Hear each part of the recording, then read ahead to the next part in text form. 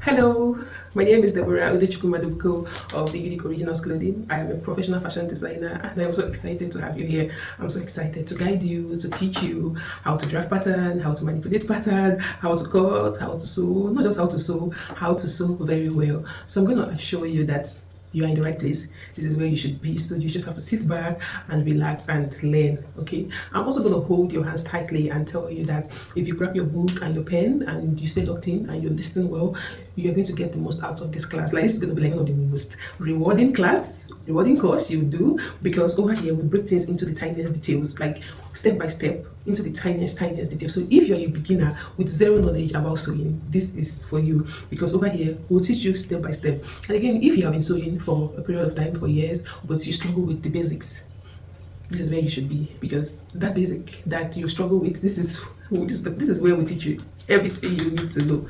Okay, so I would like to say a few things and also introduce you to a few things. I would like to say that you should be very open-minded. Sewing and fashion design is one of the easiest things to learn if you are open-minded, if you are focused, if you are locked in. I always use the word locked in because there are a lot of things you can achieve if you are locked in. Okay, so it's one of the easiest skills to learn if you are focused, and you should not give room for any doubt. You should not give room for would I be able to do this? What if? What if? There's no what if here. You should tell yourself that you can do it and you'll be able to do it. So there's no two ways around it, right? Okay, so I want to introduce you to the basic sewing tools that you need for now. As you progress, you may need other tools, but these are like the basic sewing tools that you need and you should be conversant with. Okay, so the first one here is a scissors. I would always advise my students to have two scissors, one scissors for the pattern papers and one scissors for the fabric. This is because pattern paper tends to make the scissors get blunt, but if you have two scissors, one is dedicated for the pattern paper while one is for the fabric. That way it works. Secondly is affix pin. This affix pin is basically to hold your fabric together, to keep it in one place while you cut or while you sew. The next one is masking tape. It's also join the pattern papers. The other things to do with masking tape. When you're manipulating your patterns, the masking tape is what you use to hold everything together. Then the next thing here is pencil, eraser, and sharpener. You're bound to make mistakes, so that's why your eraser should always be by your side. As you're drafting your pattern, if there's any mistake, if there's any error, you should erase it. And sharpener, you need your pencil to be sharp because you don't need any, you don't need a lot of shade. So just need so that's why you need your pencil to be always sharp. And whenever you make a mistake, you erase it with an eraser. And continue. Then the next thing is your book and pen. Everybody have their way of learning, and I feel like as much as you can always go back to this video and watch it, I feel that when you have a book and your pen, when you watch videos and you learn, you jot down. That way you learn better and you learn faster. That is how I learn. So I think book and pen is very, very important. Then your thread. Everybody knows what a thread is.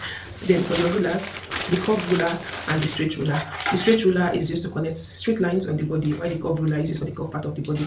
As we all know that the human body is not straight, so for all the curved edges, this is where we use our curved ruler. For the straight part, this is where we use the straight ruler. The next thing here is tape. So everything we do here in tailoring requires measurement. So you're going to measure your client, measure yourself, and whatever measurements you have, that's what you transfer to your pattern paper. So this tape is like the number one thing. The next thing is fabric, and for fabric, beginner friendly fabrics are Ankara and cotton fabric. The reason why they are beginner friendly is because polyester Ankara are not expensive as the other Ankara, and they are stable, they are not stretchy. So cotton fabric and Ankara fabric are like beginner friendly fabric. Okay, crepe also, but you know that crepe is a little bit of stretch, but there are some crepe that are not very stretchy, while there are some crepe that are stretchy. So Ankara, cotton, and crepe are beginner friendly fabric. So ruler, marker or chalk. Use marker on the pattern paper, it's optional, then chalk when you're transferring to your pattern. So that is basically it. And the next thing is sewing machine. So for beginners, there are two sewing machines I would recommend. That's the manual sewing machine and the tabletop electric sewing machine. So if you live in an area that do not have lights, manual machine is for you. Although it comes with a motor. When you go to purchase it, you can purchase it with the motor. When there's light, you switch to the motor and sew with your motor. And when there is no light, you sew with your manual machine. But if you stay in an area that has constant power supply, feel free to buy the electric tabletop machine because it uses electricity and it has some other functions like zigzag stitches and how to put in hole stitches. It is a little bit more technical than the manual machine. So the manual machine, you can use it without lights, but the tabletop machine, you cannot use it without electricity. Okay, so when you're buying tabletop, you should have constant light, but when you're buying manual machine, you can use it with or without electricity. I don't know if it's making sense. Another thing is pressing iron. Pressing iron is non-negotiable because you press as you sew, you press on the same lines as you sew. Okay, that's all for the basic tools. I would also want to let you know that in fashion and designing, you are bound to make mistakes, and you should be open to learning. Do you know that you learn from your mistakes? When you make mistakes, you learn. When you make some certain mistakes, you see some certain things, and you make errors, you make some pattern, you draft some pattern, and there are errors there. Then that's when you know that, okay, next time when I want to draft this, I should do it this way, I should do it the other way, I should do it the other way.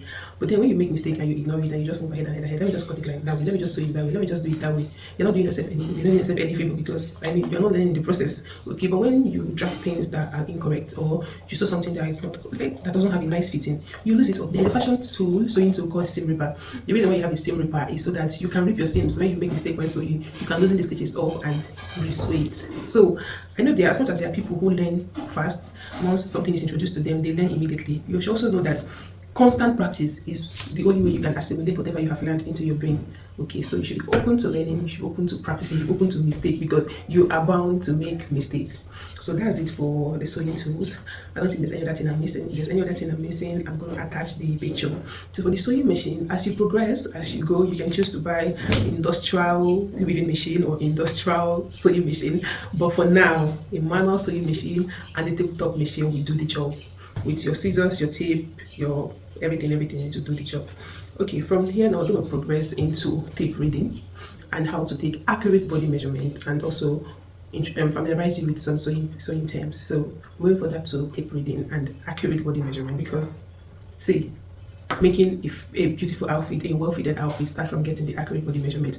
All these things you see here, all these tiny lines and calibration, they are significant, they mean something. So it should not be neglected. It's not just 1, 2, 3, 4, 5. The lines in between, they have their own roles, they have what they stand for, and that's what the next thing we're going to be taught. Okay, thank you so much, and I hope you learn. I hope that this class is beneficial to you. Okay, I remain Deborah Udochukwu, the book of the Unique Clothing. Ciao, ciao.